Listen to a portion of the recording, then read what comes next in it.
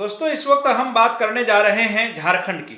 जी हाँ दोस्तों चंपई सोरेन जब बीजेपी में आए थे तभी से बीजेपी के स्थानीय नेता नाराज दिखाई दे रहे थे, लेकिन हाईकमांड के डायरेक्ट एक्शन से चंपई सोरेन को बीजेपी में एंट्री तो मिल गई थी, इसलिए कोई खुलकर नहीं बोल रहा था। खबरें तो यहाँ तक निकल कर आई थी दोस्तों कि चंपई सोरेन के बीजेपी में आने का सबसे ज़्यादा विरोध पार्टी के अध्यक्ष बाबूलाल मरांडी ही कर रहे थे दोस्तों, जिसने बीजेपी हाईकमांड से सीधा सवाल भी कर दिया था कि चंपई सोरेन को नहीं लाते हैं तो कोल्हान रीजन में पार्टी की क्या रणनीति है और कैसे कोल्हान में जीत हासिल की जाएगी 2019 में, क्योंकि भारतीय जनता पार्टी खाता तक नहीं खोल पाया था। अब इस बार भी क्या खाता खुल पाएगा या नहीं दोस्तों। हाईकमांड के तेवरों के चलते बाबूलाल मरांडी उस समय तो शांत हो गए थे, लेकिन पूरे चुनाव अभियान में चंपई सोरेन और बाबूलाल मरांडी के बीच दूरियां साफ साफ दिखाई देती रही।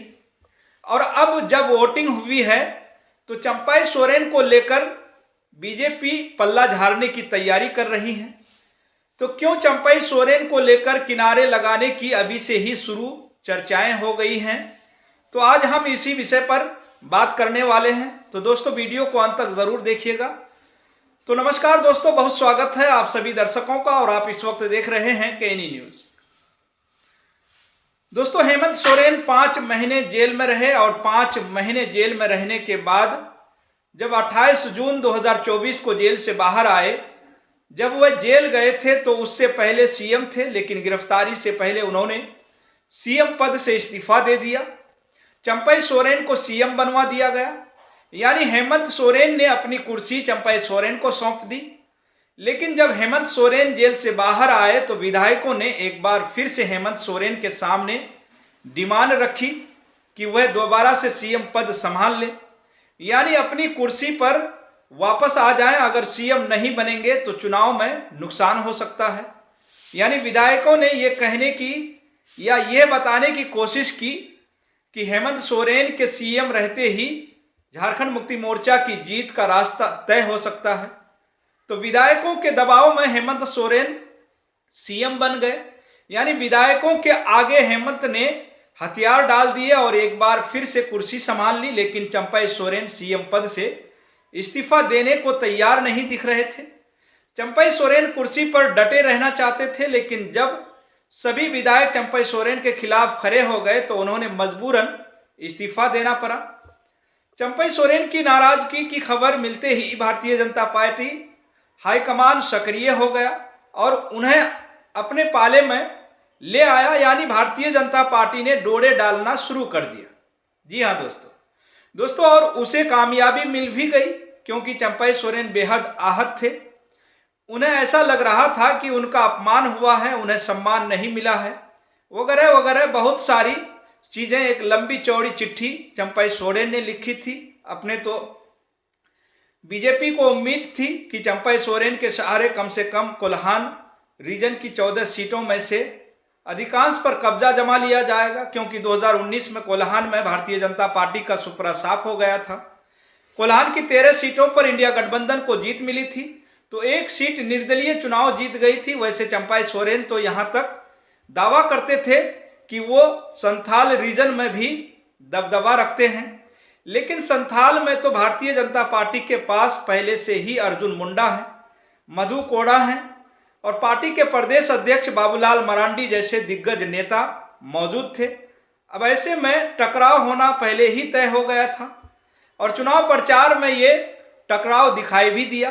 पहले चरण में चंपई सोरेन ने कोल्हान में जमकर प्रचार किया, लेकिन संथाल में उनकी रैलियों की संख्या बेहद कम रखी गई, या ये भी कह सकते हैं कि वह रैली करने के लिए तैयार ही नहीं थे, या ये भी कह सकते हैं कि बाबूलाल मरांडी या अर्जुन मुंडा नहीं चाहते थे कि चंपई सोरेन की रैलियां इस रीजन में हो। लेकिन इस बार कोल्हान में भारतीय जनता पार्टी को चंपई सोरेन से जो उम्मीद थी वो भी पूरी होती हुई दिखाई नहीं दे रही है। भारतीय जनता पार्टी सरायकेला की सीट 1991 से नहीं जीती है, क्योंकि इस सीट से चंपई सोरेन खुद चुनाव लड़ते हैं और कहा यह जा रहा है कि इस बार भी ये सीट भारतीय जनता पार्टी के हाथ आती हुई नहीं दिखाई दे रही है। तो ये सवाल भी आप लोगों के जहन में हो सकता है दोस्तों कि जब चंपाई सोरेन जीत हासिल कर सकते हैं तो इस बार क्या दिक्कत आ जाएगी। तो पहले हम आपको ये बताते हैं कि भारतीय जनता पार्टी को चंपाई सोरेन से क्या उम्मीद थी। दोस्तों दरअसल चंपाई सोरेन 40 साल से ज़्यादा वक्त से झारखंड मुक्ति मोर्चा में थे। शिव सोरेन के करीबियों में वो शामिल थे। वो न सिर्फ झारखंड की राजनीति को समझते हैं बल्कि झारखंड मुक्ति मोर्चा के अंदरूनी गुनागणित को भी दशकों से जानते हैं और उसे संभालते रहे हैं। वो तब से झारखंड मुक्ति मोर्चा को जानते हैं जब हेमंत राजनीति में सक्रिय थे भी नहीं भी, लेकिन हेमंत सोरेन ने बीजेपी के खिलाफ एक नैरेटिव मूल निवासी बनाम बाहरी बनाया। भारतीय जनता पार्टी को उम्मीद थी कि इस नैरेटिव को तोड़ने में चंपाई सोरेन उसकी मदद कर सकती है, लेकिन बीजेपी की ये कोशिश कामयाब नहीं हुई तो पार्टी बीच चुनाव में बांग्लादेशी घुसपैठ का मुद्दा उठाने लगी। लेकिन दोस्तों ये मुद्दा भी कामयाब नहीं रहा। दरअसल आदिवासियों के बीच में हेमंत सोरेन की लोकप्रियता लगातार बढ़ती जा रही है।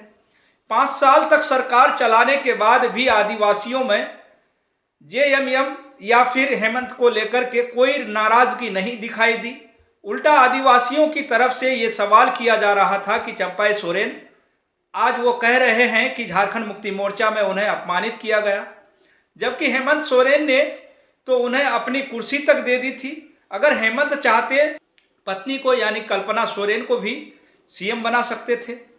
दोस्तों हेमंत हो या कल्पना चंपाई सोरेन को आज भी चाचा कहते हैं। चुनाव में भी उन्होंने चंपाई सोरेन के खिलाफ सीधा हमला एक बार भी नहीं किया।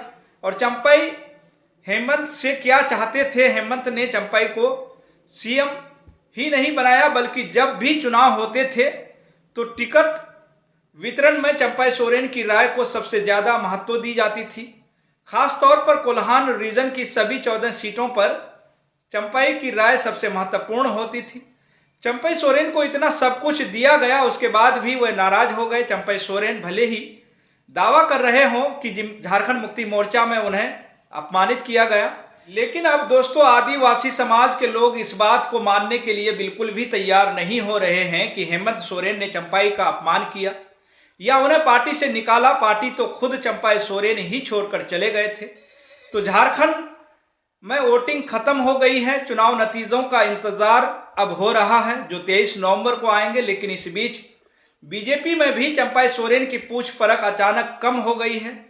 दोस्तों दावा यहां तक किया जा रहा है कि जिस सरायकेला के सीट से चंपाई सोरेन चुनाव लड़ रहे हैं वहां के समीकरण भी चंपाई के खिलाफ हो गए हैं, क्योंकि अभी तक चंपाई सोरेन झारखंड मुक्ति मोर्चा की टिकट पर चुनाव लड़ रहे थे और कांग्रेस का उन्हें सहयोग मिलता रहा है। सरायकेला सीट रिजर्व सीट है। यहां आदिवासी समाज की आबादी सबसे ज्यादा है जो झारखंड मुक्ति मोर्चा को वोट देती रही है और इस बार भी ये परंपरा कायम रहेगी। दूसरा, गणेश महली जिन्हें हेमंत सोरेन ने झारखंड मुक्ति मोर्चा के उम्मीदवार बनाया है, वो पहले बीजेपी में ही थे और बीजेपी के कई नेता चंपाई सोरेन के आने से खुश नहीं दिखाई दिए, क्योंकि उन्हें एहसास हो रहा था कि अगर चंपाई सोरेन को जगह दी गई तो पूरे कोल्हान रीजन में भारतीय जनता पार्टी के पुराने सभी नेताओं को किनारे लगा दिया जाए। अब वैसे में बीजेपी के अंदर अब चंपाई सोरेन को ही किनारे लगाने की तैयारी इस वक्त शुरू हो गई है। जी हाँ दोस्तों, रांची में बीजेपी के मुख्यालय में चुनाव को लेकर मंथन चल रहा है और कहा यह जा रहा है कि अगर हार मिलती है खासतौर पर कोल्हान रीजन में तो इसके लिए चंपाई को ही जिम्मेदार ठहराया जा सकता है। यानी चंपाई सोरेन के सहारे बीजेपी जो रणनीति तैयार कर रही थी उसे उसका फायदा मिलता हुआ नहीं दिखाई दे रहा है।